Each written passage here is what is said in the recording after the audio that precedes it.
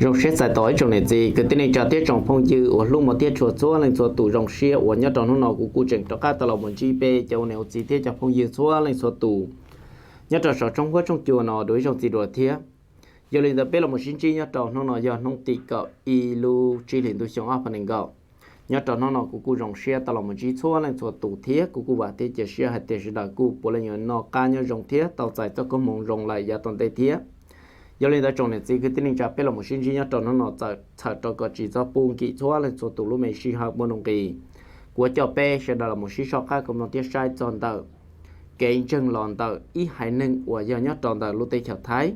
còn nó bây giờ lên chân lò hạt tiệt còn nó giờ ít kho và khổng và mua nông kỳ là giờ tiệt mua bó khổng hành tròn tờ là tụ khen nữa nè mà cũng mua cho lên tờ và tây ra là giờ tiền một số lên đầu và lại ra một trò lên đầu cho bao giờ liên chua và giờ pet này giờ bao hậu cho bao giờ đủ và này giờ cho và ý là tiền lệch lại nó là hùa tiền lệch lại ý là tiền không em không giờ chỉ là cũng một chấp bằng sườn lỏng cho lâu tàu tí dạng cầu thiên nó nè tại vì này giờ bao giờ xứ mà còn nó mà cũng khi mà tranh cho pet cho nên số tuổi tiền thầu và là mua cho là một cho tờ tiền tuổi kia chỉ là cũng chỉ tiền là yếu mua là giờ tiền yo mo cho là một chát tao lấy chát tất là mo cho là một thuốc kia tao pe cho lên số tủ sẽ đặt bao xứ, lên từ hòn treng nó là côn treng, mà khó và là một mua tao cho không nó mà giờ là một mua tao tại ilu chùa và là hùa tiề chuồn chè này vậy, tất là lúc chuồn tao chỉ chia pe sẽ đặt mà lên là một xí số cá cũng lòng tiếp bao cho tao họ tao cá sẽ họ sẽ lấy chả một tao lấy chả, mà tao nó cũng cho pe sẽ đặt là một sai ổn định cho tao và lúc rõ thi để nó một lúc rõ này vậy. mà cho nên là có tên mình nó chỉ là tao muốn chat tạo tiền đồ kia nhớ trâu nam mỏ và giờ nó vẫn thi cầu lưu chỉ linh lưu xong áp phần ngầu và giờ ta trả thầu ya và ta xuống đó mà là cuộc kia trâu pe sẽ đã tao bao hạt tiền có tên mình và cho nên chỉ cứ tên trả tàu kia pe sẽ đã bao nhớ trâu giàu nó cũng giờ nhớ trâu đó lưu rò vàng ai chít thì nhớ trâu đó lưu rò hoài yếm nhớ trâu đó lưu mường nông bùa la ven nhớ trâu lưu sen trái nhấp phùm và cho nhớ trong tờ lúa tê chợ thái mà giờ lên tờ kho đua ở bên sẽ đập bọn tờ nó giờ khó số thở và ít tu và sĩ phu hậu sạ nương chân tàu hạt tiền họ nói giờ cho cây ra là giờ tiền cho bỏ hậu ra lịch lại và mua chấp bằng sự thì thái tàu tờ yêu tu khen mà trở lên tờ bên sẽ đòi chia bọn tờ nó chỉ cú mua lú và đau lú lia là giờ tiền lú rong này chỉ là cú mua mà trở lên tờ là kia mà lú đau nó chỉ cho kiến chân tờ là xưa mà lúc đó chỉ là lúc và ý là thì cho có tàu là một chuyện nữa cả có và nhon thì trong một ít xí họ cho và lia cho đu li special bọn nó chỉ cho và vô là một thị tháiอยู่ทุกแข่งก็mộtที่nên phải cho và tàu trả đôiอยู่xử lý tiềnตัวพอแล้วจะtiền cho tiền cho lực trả lời dạng câuอยู่ไอ้dùng câu chỉ tàu nó là còn nói mà cho khó và là tàu là một chân thiết kia lên đó mà tụ sĩ phương học xạo và nếu mua cho cây ran thì nó chỉ có tụ special bọn nó tụi giờ nó cũng giờ ít tu và nên chân đã khó và tê kế không đã nó thiết là chỉ có chỉ bảo hạt tiền nữ tàu cho một xí lý cho một trò lý cho họ chân một trò lên đó mà còn nó cũng giờ họ kể cho tao là đó tụ xí phương đã nó thiết đồng đã nó mù cú cho bé sẽ là một xí cho các cùng lòng thiết bao cho đó và bé tụ tiến hành đã nó bé tụ tiến hành đã nó mà trò lên đó tụ bao nhiêu nó này tàu thả thiết kia tàu bé sẽ là tàu bao mà tụ bao nhiêu nó này cú tàu cho bao giờ bao không tiền gạoแต่ฉันนึกกูจีตาวเขียนตาวห่อให้จนแต่ตูจีนึงเที่ยวแต่นอมันนึกกูไอเดียchỉ là thầu này tàu cho bao giờ bỏ hậu để nó là chỉ dùng đi nửa mù lại hay dùng mù lại và tổ tê là dùng đi đá cho cú chỉ linh chai nữa chỉ cú chỉ một họอยู่ở trong nửa uốn chai là giờ thì nửa mù lại là chỉ cú ở trong nửa chỉ là tàu lúa tôm mù lại thế nó nè mà nó bây dùng gì cho nên tao biết sẽ là bao xứ mà tụ thì bây giờ tụ và giờ thâu mùi để nó tụ giờ thâu mùi để nó mà nửa tàu kia tao biết sẽ là tao bao hàng tiền thâu suốt thâu chỉ là cú chỉ chân cho và lệch lái là giờ thì cho không bao hàng để nó thế ta chỉ nữ bự nhớ trội nông rồi nè chỉ nữ chỉ li bao số và dùng ý là tiền tê chữ tu là giờ tiền chữ tê chữ chào đó chỉ li là một uốn bao số trong nửa tiền có tu lung muội để nó cái nữ sáu là một có tu lung muội để nó nữ sáu là một chỉ có dùng một ca bao giờ bao hậu bao không là một thì thái nữ nó nè ta chỉ nữ cũng chính chân thiết ta chỉ uốn một lon tê là một chỉ li uốn trong nửa bao số một bỏ và tu dân ta là cho nửa một khẩu tê bao giờ bao hậu bao không là ta liền chỉ lên tới thầu cơ nữa thế là chỉ sẽ hạt tiền cho xì mù cái ít dầu xe uli cho họ dùng bao số bỏ thêm bao số một ta liền ta liền chỉ một cái xe rồi chả chỉ thầu cơ nữa thế là chỉ xe y lên mù nó nè chỉ thầu nên chỉ một cho tàu sầu và lút chuồn chỉ luôn cho sầu lại nó chỉ cú bỏ tàu chỉ thầu lút sầu một cho sầu chỉ là cú bỏ ít bỏ chỉ cú mua cho nên tàu chỉ tàu luôn chỉ lút hoàn ra xì lì chả là cú mua tan thò chỉ thế là tàu nữa mua xe hành chỉ là thế là tàu chia cho bỏ chỉ đừng cả là một lát mà cho bỏ chỉ đó cú cho li bé sẽ là bọn nó nhớ tàu lút xì hậu nó chỉ cú lút xì hậu hoàn được chừng ta tổ thục lòng hay tiệt bỏ chỉ thiết lâu là những sim lẩu tàu nữa nè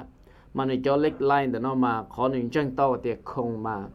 cún chân tàu lại tiệt tàu cá thầu này tàu cho lệch line để nó chỉ này cú mấy lúc cho lòng một cho trong tại chân đá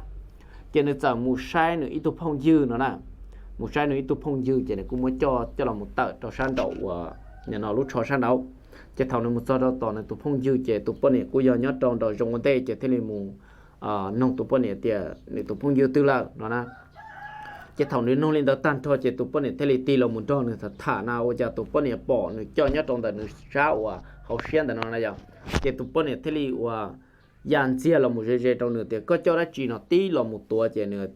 mỗi tụi bọn này đã thân tiền rồi nè mỗi tụi bọn này đã thân tiền để chụp tụi bọn này đã trả lại dây nữa thì có giờ bọn này có sai chỉ tàu thế có tuổi có chỉ tàu nữa nè chỉ thầu này thân tiền lên đó chỉ họ mù tương cầu trong tụi bọn này đã almi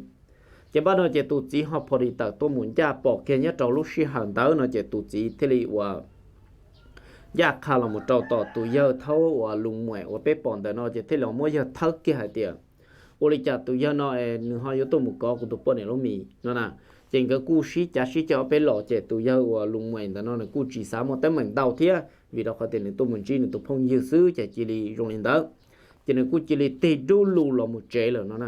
chỉ thầu này ti kiến đó có là một chuyện cho tụi tao xí chả xí chơi là nó chỉ tụi tao theo lên chân cầu tàu trap phò và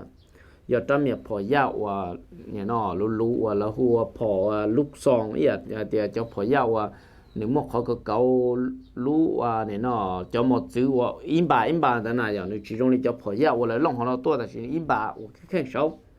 chỉ theo lên ta lo im bà một chữ chỉตัวอีเต้หมดจองเดินหรือชั้นนักเก่าเนี่ยถังตัวหมุนได้จะรับผ่อนจอได้สิเต้อุณหมดซื้อเปิดเกี่ยวซื้อยังจีหมดเจ้าตัวเยอะลุงเหมือนแต่นอเลยนั่นน่ะขณะมันจะขอวันแต่ตัวเยอะลุงเหมือนแต่นอเนี่ยหายเสื้อกูจีเป้าเตียวคงเลยจีคงบริเวณเดียวเจมันนอเจตัวพงอยู่ตัวเล่นตาต้านชอเจตัวพงอยู่เท่เดียวอ๋อบริจาก็หอจูบริจาลีนอเลยบ้านนอเจตัวพงอยู่เท่เดียวเราหมหาตัวเหนือเจเนี่ยเดียวเขากูจิลิจ่าจีลองแต่กูจะปกครองนะเตี้ยก็ป้อนนี่อยู่ก็กูจิปุ๊ก็ป้อนนี่ก็เจ้ากูมันก็ป้อนนี่เท่าเจ้าก็ทิ้งกันเสียแต่กูก็เขาป้อนนี่เรามีเนาะสิเตี้ยเจ้าจะทานเล่นตาตาเจ้ามันเนาะเจ้าตัวยังลุงมวยเนาะที่เราหมู่เจ้าต่อว่าต่อเจ้าละมาเนาะเจ้าลูกศิษย์แต่สิเนาะว่าเจ้าตุ้มสื่อต่อหมู่อินเทอร์วิวต่อใช้ว่าเป๊ะปอแล้วมั่วเจ้าเราจ่อชิมเปล่าแต่เนาะเจ้ากูยอเตี้ยลูกป้อเจ้ว่าป้อเห่าเลยเตี้ยแล้วหัวเตี้ยเล็กไล่แต่นอมาในยัยลูกป้อเจ้ว่าเนี่ยคงเฮงเด้อตัวเยอะลุงเหมือนแต่นอมาคนในชาติต่างตัวเคียนอผู้ชี้ในสามชาติเจ้าเรามั่วเราเดี๋ยวชาติเจ้าเราหมู่อุลิจานตัดสินในชาติหลอนแต่เขาว่ายุ่งแจ้งเนาะนั่นในชาติหล่อหมู่ลินเด้อเที่ยอีคนสิเขาว่าในเจ้งมันในเจ้งเต้าเดียวเมื่ออีเจ้าในเต้าเหมือนจอยตัวป้อเนี่ยท่าจะเท่าลูกชี้หาในบนตัวป้อเนี่ยได้ท่าเจงก็ท่าอีเปลี่ยนชีนเนาะนะเจตัวป้อเนี่ยเด้อนะย่อจะนึกเจอจิลิมัวอีตัวอาการว่าโรงเรียนอะไรเดียวเจอจ้าแค่ตัวมูจะตัวปนเนี่ยเจอจิลิสาวฝรั่งวงนั่นน่ะสาวฝรั่งวงจะเท่าลูกศิษย์ห่างเดียวจะตัวยาลุงมวยนั่นน่ะกูจีบอกก้าอยู่อะไรจ้าเลยจะเท่าเดียวจะนึกสาจอตีอยากให้เตียนจอโปรเจกต์คงเราจะแต่จอเล็กไล่เดินเขาซื้อจะนึกเทเลมูมัวต่ออีไตหมอนจะได้ตัวมูจะนึกมัวนึกจอเล็กไล่แต่สวดตาจะนึกมัวนึกจอเล็กไล่จอเราจอหมอเฮาcho nên mà li là mua cho đây thế cho rau cho mòn tới cho là một phút cho tụi bọn hiện đó nó cho thầu tụi bọn hiện đó nó ta chỉ của cho tụi bọn hiện đó phun ia lại thì của cho này chữ tao này tụi khen tụi chỉ dùng li và mua tụi đá để tao họ tụi bọn hiện họ lúc chạy mù chỉ họ nói thế họ hoàn toàn tụi chỉ năng nó những chân một dùng li tao nó này trong này chỉ cái tin cha mà giờ nên đã chuẩn gì toàn đây là cũng cho bé sẽ là một sĩ cho các cộng đồng thiết sai trong đó tụi sĩ phứ hậu xả lẩu và nữ chữ cá nhớ trong đó lú giò hoa yin là giờ tiền lú và chua phù khẩu lẻm đó nè giờ phù khẩu lẻm đó chỉ thầu cho tôi mất sử một tròn trong đó tù si phứ hậu xạo và tù bê bỏ sự đời nhớ trong đó nó tụi giờ nó giờ ít tu và nữ nhớ trong đó lú tao chùa và giờ phù khẩu lem đó nó mà lúc phù khẩu lem đó nó mà nữ giờ lú chùa và xia hình mua hai xong hành động loขึ้นcái lên cho lên đó là tao kia chỉ lú chùa nó cu xia cho lên đó trao bùa mét mà nhớ cho sầu luôn cho kia chỉ những bỏ tàu tiền này những trên chế thế nó là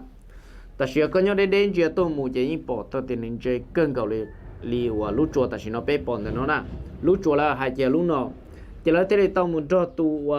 giờ hậu xả lâu và nhớ trong đó sát tới chuồn để nó thả chỉ tu giờ hậu xả lâu nó nữa cút thâu tao nữa cho bỏ học bỏ không đau lấy khó biết sẽ đập bòn để nó là mù mà cú mua cho bỏ dê đu liên chùa rồi thì khó biết bòn để nó lú xía là mua tan thọ mà tu giờ hậu xả để nó nữa cú hai tao biết sẽ đập tao bỏ hạt tiền nhớ cho lên đó người cho bố rễ bỏ học bỏ không đó mà lú đỡ chỉ là lú là một cá dù có dù mua cho xuyên để thở một ít gì họ là một trong đó cho lia cho xia cho đu và lựa trả lại dàn đó nó chỉ là cho là một thịt thái dù có một tiếng hình tua là giờ để ốp hết cho tao đó dù mà nhớ cho lên đó tụ sĩ phước học sản đó mà người tao kia để một tiếng hình tua muông cái có và người mua người cho bố rễ bỏ không là giờ để cho bỏ học bỏ không đó một cho lên đó xa sẹn bát nó nè ta chỉ tu sĩ phước sản nó chỉ cả mua vì nếu chơi thì thái thiết sai và cho chúa xứ chỉ lên đó trở lên đó và lỡ tàu mua và tu sĩ phước sản nó cho không nó cho là một bí chữ trâu và ta là mỗi tu tin nên và mỗi giờ không và mỗi nông kỳ là giờ thì giờ không và không hành nó sao giờ không và không hành nó sao mà giờ không đó là cú trực kia họ tu nên đó là cú trực kia ta chỉ tu nên đấy giờ không và không giờ ta thâu lò mà trở lên là kia màเนี่ยkhóa cho lên đó xa phán ba xứ chỉ ở mua bí lò một trâu lên đó tù sĩ phư hậu xả khó khổng nó thiết tù nâng đó khó khổng mà sĩ chẳng kỳ là một lời đê thiết đầu cân gọi lên mà trâu lên rõ nó tù sĩ phư hậu xả cho khổng nó chỉ là cú chỉ tao bao thì khổng một lên đó là chỉ khổng thiết ta sẽ khó nói khó kiến chân lòng đó cho và nhà chỉ cứ tin rằng nhớ trong đó và là lú rò hoa yên theo lú rò vàng ai chít đó nó và nhớ trong đó lú mường bùa là về nhớ tròn đó lú sen chai nhập phun và nhớ tròn đó lú tê chặt thái còn nó chủ yếu có kiến chân xứ mà còn nó cũng yếu khó và là sát tạo thiên tổ khi đầu bê cho nên chỉ cứ tin trả số lần số tuổi tiền cũng chỉ do tiền là sát tạo cho nó mộtua kế và nó khổ sana yếu mua lấy trả một trâu lấy trả tất gì là sao một tạo cho lòng thuộc khi đầu bê cho nên số tuổi sẽ đợi tạo bao tiền nhớ trâu sao mày ta chỉ nó là cũng chỉ mua tiền giặc không rồi nó thiêng mà giờ đấy chỗ này chỉ có tên này trả thiết trồng phong dư và lúc một tiết chỗ xóa lên chỗ tụi nhớ này nó bé sẽ đặt chỗ là một sinh trí thiết chỉ thà bé là một sợi nó xứ giờ chỗ này chỉ có tên này trả nhớ tròn đã sát thái tế và giờ nhớ tròn đã lú rò ban vàng ai chít thiết nhớ tròn đã lú rò hoa yên nhớ tròn đã lú mường bùa la về nhớ tròn lú sen chai nhập phum và giờ nhớ tròn đã lú tiết chặt thái giờ này họ nhớ dễ tròn đã thiên nó chỉ nên họ xỉ mù sai nhớ tròn sầu lú và chùa là hồ tiề phù khẩu lẹn nhớ trong đó lú rò ban hoa yên sẽ bù mua cho bò hậu trong lịch họ cho nên chỉ cứ tin rằng trả thay là tàu tuột khi lên tàu bé sẽ tàu bao xin chỉ đùa